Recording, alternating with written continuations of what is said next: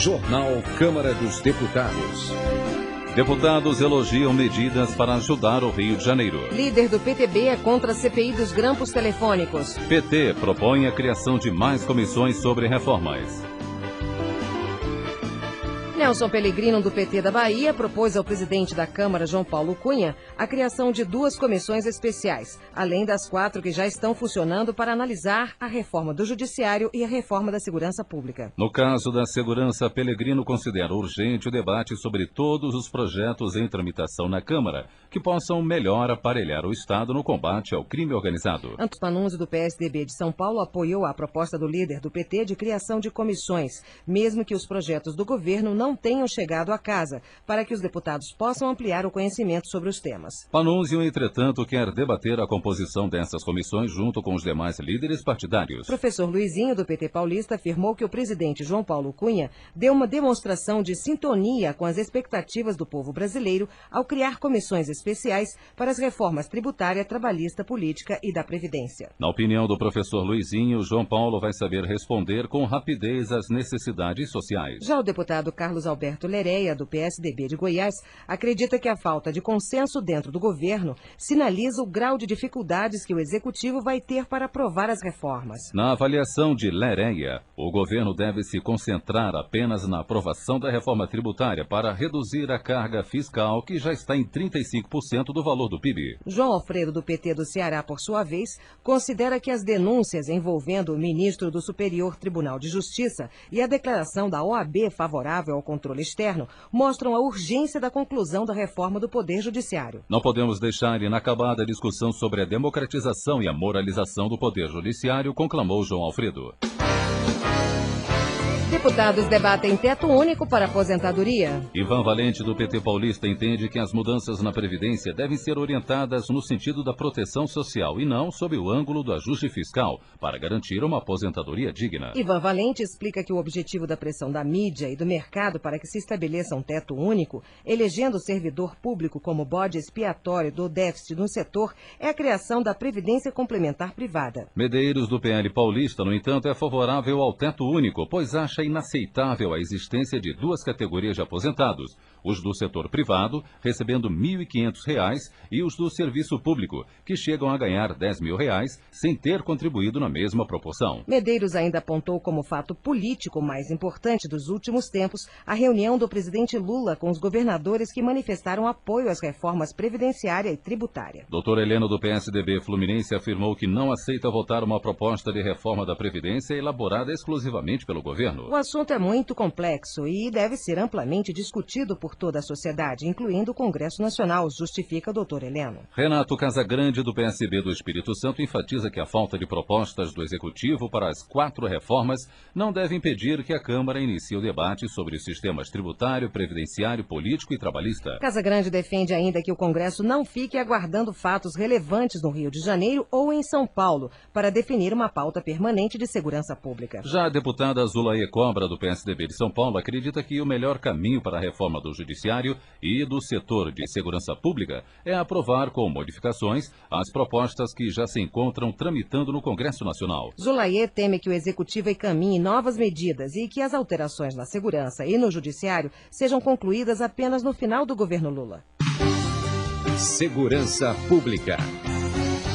Câmara tem telefone para denúncia contra o crime organizado. Moranito Organ, do PFL cearense, eleito presidente da Comissão de Segurança Pública e Combate ao Crime Organizado, entende que o órgão tem competência para atuar em conjunto com instituições como a Polícia e o Ministério Público. As apurações feitas pelo Legislativo são mais rápidas e efetivas, afirma Torgan, informando que a população já pode fazer denúncias para a comissão sobre crime organizado e narcotráfico por telefone. A ligação é gratuita e pode ser feita de todo o país. As informações serão mantidas em absoluto sigilo. O número do telefone é 0800 619 619.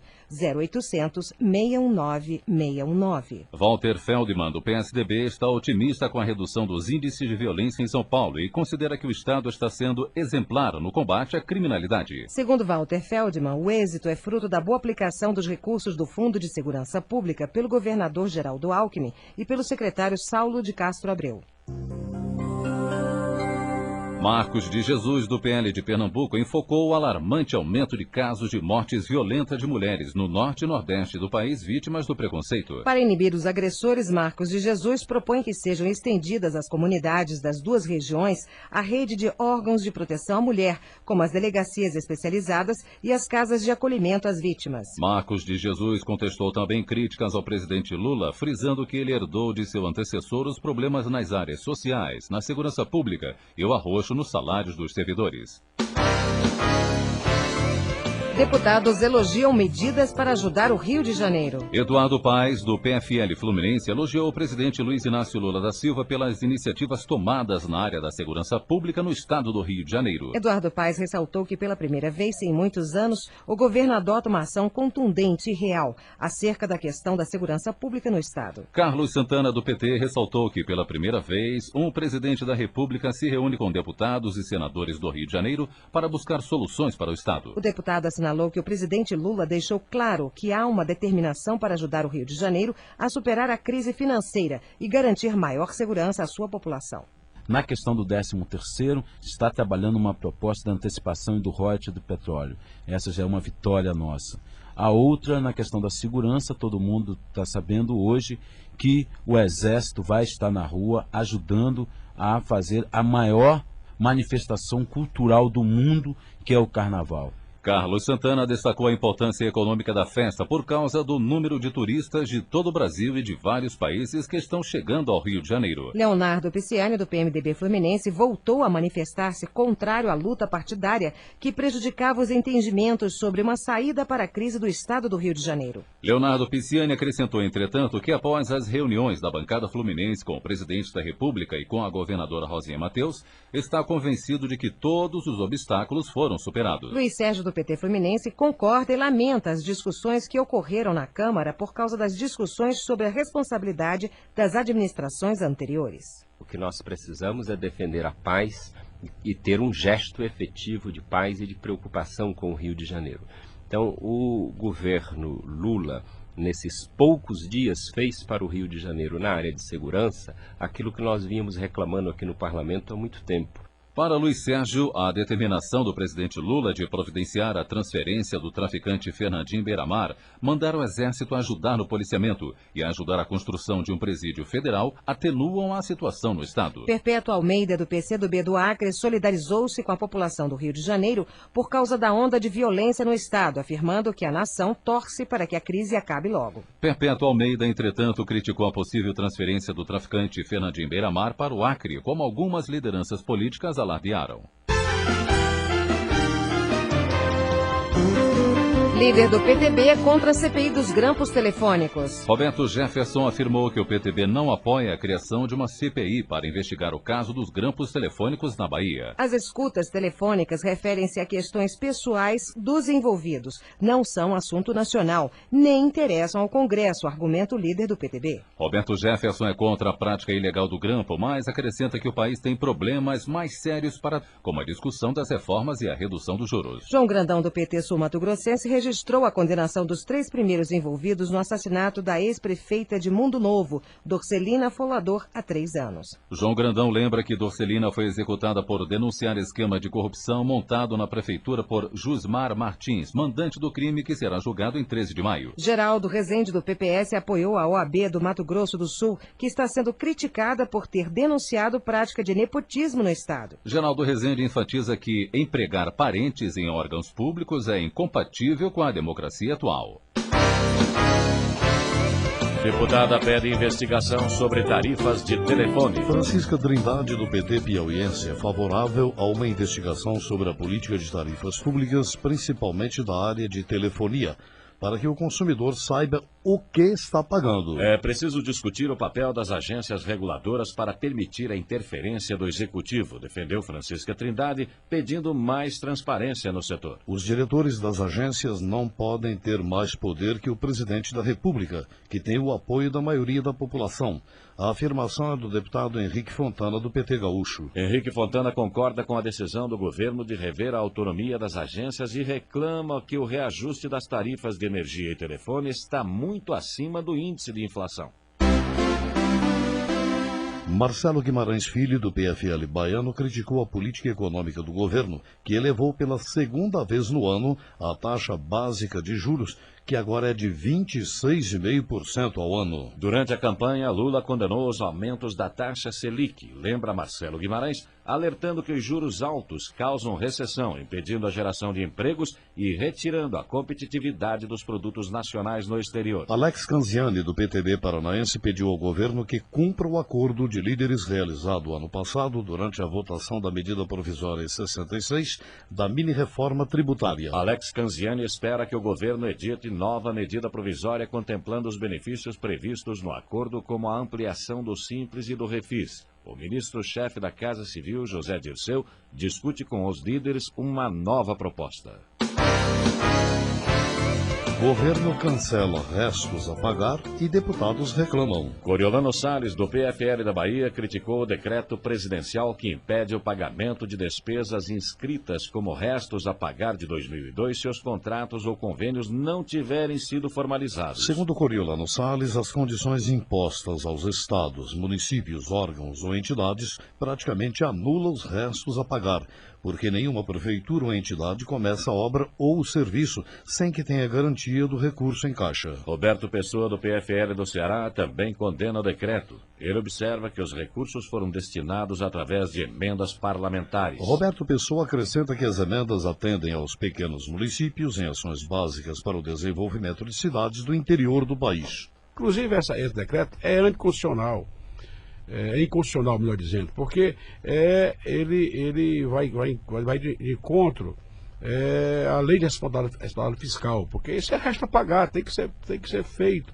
E criou um mecanismo aqui, o decreto, é impossível das prefeituras atenderem, porque são prefeituras que têm pouco recurso e o governo queria que essas obras já tivessem sido iniciadas. Roberto Pessoa atribui o decreto a executivos que não conhecem a realidade do interior do Brasil, principalmente no Norte e Nordeste. Antônio Cambraia, do PSDB cearense, também reclama da decisão do governo de cancelar os restos a pagar. A medida inviabiliza obras e serviços que iriam beneficiar a população, explica Antônio Cambraia, recordando que as verbas foram incluídas durante a elaboração do orçamento. Simão Cecim, do PPB, ressaltou a preocupação dos congressistas com o corte de 14 bilhões de reais do orçamento, que atinge 18 emendas da bancada, um prejuízo de 500 milhões de reais para o Rio de Janeiro. Simão Cecim comunicou que uma reunião da bancada está sendo marcada para discutir formas de pressão visando reverter esse quadro que não interessa ao povo fluminense. Educação. Deputado quer aumentar vagas no ensino superior. A única forma de oferecer vagas para todos no ensino superior é a implantação de uma universidade pública virtual. A opinião é do deputado Confúcio Moura, do PMDB de Rondônia. O deputado explica que o governo não tem condições de levar a universidade pública e gratuita às cidades do interior e, por isso, a população carente acaba estudando em faculdades particulares. Confúcio Moura enfatiza que existe tecnologia disponível para viabilizar a criação de uma rede que leve ensino de qualidade a todo o país. Ele ainda adverte que a falta de acesso ao ensino universitário agrava a concentração de renda. Beto Albuquerque, do PSB Gaúcho, parabenizou a iniciativa do governo de criar a Rede Brasil de Tecnologia com o objetivo de articular os setores envolvidos. Com a rede, os empreendimentos públicos vão contar com informações necessárias para a utilização de recursos materiais e humanos já existentes, explicou Beto Albuquerque. Sucesso do Fome Zero depende da participação, diz deputado. Pastor Reinaldo, do PTB Gaúcho, afirmou que o Fome Zero alcançará êxito se houver participação de todos os brasileiros e resistência à manipulação política e à inércia burocrática. Pastor Reinaldo propõe como medida urgente o combate ao desperdício na colheita, no transporte e na armazenagem de alimentos, que representa hoje 20% da produção do país. Francisco Turra, do PPB, homenageou o desembargador José Eugênio Tedesco, presidente do Tribunal de Justiça do Rio Grande do Sul, destacando o movimento que comandou ao distribuir mais de 1.300.000 processos nos juizados especiais. Inocêncio Oliveira, do PFL pernambucano, registrou a comemoração no dia 9 de dezembro do centenário de nascimento do maestro e compositor Nelson Ferreira, responsável pela institucionalização do frevo como a música característica do carnaval no estado. Projeto assegura mais recursos para a saúde. Roberto Gouveia, do PT de São Paulo, defendeu o projeto de sua autoria que atualiza os percentuais mínimos de participação da União, estados e municípios no financiamento do setor de saúde. Roberto Gouveia quer garantir o cumprimento da Constituição, uma vez que a questão é vital para a construção de um sistema de saúde universal, integral, igualitário e de qualidade. Newton Capixaba, do PTB de Rondônia, afirmou que, neste segundo mandato, vai continuar lutando pelo desenvolvimento regional e pelo fortalecimento da agricultura e da pecuária. Newton Capixaba também manifestou-se honrado de ter participado da mesa diretora do Congresso Nacional, que recebeu o presidente da República na abertura dos trabalhos legislativos. Maria do Carmo Lara, do PT Mineiro, informou que foi eleita presidente da Comissão de Desenvolvimento Urbano e Interior da Câmara dos Deputados. Maria do Carmo Lara vai dirigir a comissão ao mesmo tempo em que o governo Lula criou um ministério específico para a área e vai priorizar as questões das cidades, do saneamento e da moradia. Maria do Rosário, do PT, defendeu o retorno imediato do menino brasileiro Iruan Erguivu, retido em Taiwan. A luta se desenvolve há mais de 2 anos, recorda Maria do Rosário, observando que Iruan, mesmo sendo brasileiro, continua impedido de sair do país. Protesto para a BR-262 em Pará de Minas. Eduardo Barbosa, do PSDB Mineiro, solidarizou-se com manifestantes que realizaram protesto hoje ao meio-dia, próxima à cidade de Pará de Minas, contra a precariedade da BR-262. Eduardo Barbosa afirmou que a população está cansada dos acidentes diários causados por buracos. Nós viemos aqui também fazer um apelo ao ministro Anderson Adalto, que também é de Minas Gerais e que também passa por essa estrada, para que pudéssemos, de fato, resolver esse problema, que é um problema crônico. E a nossa solicitação é que não haja apenas alguma ação emergencial tapa-buraco. De acordo com Eduardo Barbosa, o trecho entre Betim e Nova Serrana é o que está em pior estado por causa do tráfego intenso de caminhões. Zé Lima, do PPB, por sua vez, está preocupado com o abandono em que se encontram as estradas do Pará, que depende das rodovias para escoar a produção, e lamenta que a rede hidrográfica local não seja adequadamente aproveitada. O deputado indica como obras prioritárias as eclusas do Tucuruí e a hidrovia Araguaia-Tocantins, o que facilitará a integração com outras regiões, viabilizando o crescimento econômico e gerando empregos para a população ribeirinha. Zé Lima defende também a reforma do planejamento regional com a aplicação de recursos dos fundos de desenvolvimento, a adoção de medidas para a ocupação racional da terra e a recuperação das áreas degradadas pela mineração, reduzindo o impacto ambiental. Robério Nunes, do PFL da Bahia, defendeu o término das obras de construção da barragem de Zubumbão, no rio Paramirim, afluente do São Francisco, base da irrigação na região. A irrigação pode mudar em curto prazo o quadro social de Paramirim, que com 19 mil habitantes tem renda per capita inferior a $170, resultado no índice de desenvolvimento humano comparável aos dos países mais pobres do mundo. Vanessa Graciotin, do PCdoB, considerou oportuna a visita do ministro do Desenvolvimento, Indústria e Comércio Exterior à Zona Franca de Manaus para ter outra visão da realidade local. Vanessa Graciotin destacou a reunião do ministro Luiz Fernando Furlan com os governadores e representantes de sindicatos da região e espera que a Zona Franca receba o tratamento que merece na reforma tributária. Sarney Filho, do PV Maranhense, defendeu a aprovação do projeto que estabelece critérios de preservação da Mata Atlântica. É consenso na sociedade que não se pode mais tratar a natureza de forma irresponsável, afirma Sarney Filho, explicando que a proposta garante o desenvolvimento sustentável na Mata Atlântica, que mantém apenas 7% de sua vegetação original. Deputada apoia a medida que proíbe desapropriação de terra invadida. Kátia Abreu, do PFL do Tocantins, manifestou seu apoio à manutenção do dispositivo legal que impede a desapropriação de áreas invadidas por um período de 2 anos após a desocupação. O número de invasões de propriedades rurais caiu de 600 para 150 ao ano, desde que a medida provisória foi editada há 3 anos, ressalta Kátia Abreu. Doutor Rosinha, do PT do Paraná, defendeu uma revisão da medida provisória que limita a atuação do Ministério Ministério do Desenvolvimento Agrário e criminaliza a ação de quem quer modificar a estrutura fundiária do país. Rosinha elogiou o ministro Miguel Rosseto ao afirmar que a reforma agrária deve ganhar novas características que auxiliem o governo no combate à fome. Dimas Ramalho, do PPS, destacou a atuação do Banco Múltiplo Nossa Caixa no fomento à agricultura e à indústria, além do apoio às iniciativas dos municípios que gerem progresso, renda e inclusão social no estado de São Paulo. A Voz do Brasil. De segunda a sexta-feira, às 19 horas. Boa noite.